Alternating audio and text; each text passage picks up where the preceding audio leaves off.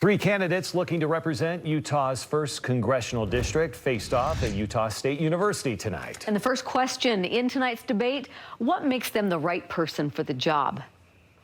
I want to be in a position to make sure that they have the lack of inflationary pressure, but a strong economy to take part of it. My mission is to make the next 4 years good for you. I'm simply the best candidate for the job because I'm the first independent voice from the Libertarian Party that would be elected to Congress.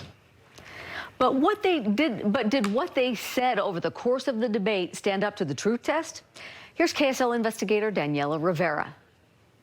Well, tonight's debate was at times spirited, with the three candidates holding different opinions on policy, the federal government's role, and the best path forward. As a reminder tonight, we only truth test statements of fact. Here's what we found.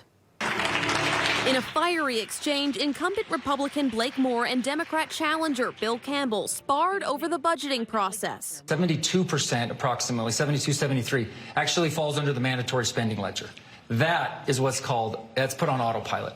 That for 50 years has grown from just a small portion to the overwhelming majority of our budget. And the reason why it grows so wildly out of control is because Congress doesn't vote on it each year. We only vote on the small appropriation side. Respectfully, the gentleman's comment a few minutes ago was bull.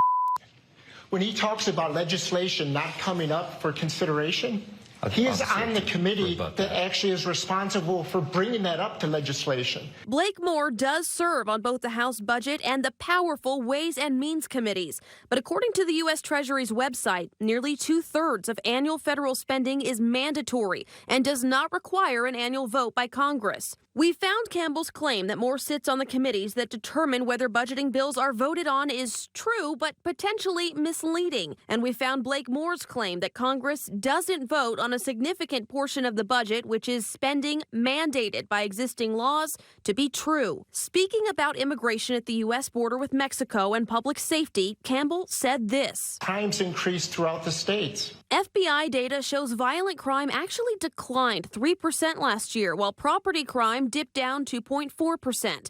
And a study considering census data over 150 years found compared to people born in the U.S., immigrants had a lower incarceration rate. We found Campbell's claim of an increase in crime, one tied to immigration, to be false. On Thursday, we'll be airing the debate for Utah's U.S. Senate race right here on KSL 5 News at 6 p.m., and we will be fact-checking those candidates' claims again at 10. Mike and Deanie. All right, well done, Daniela. Thank you.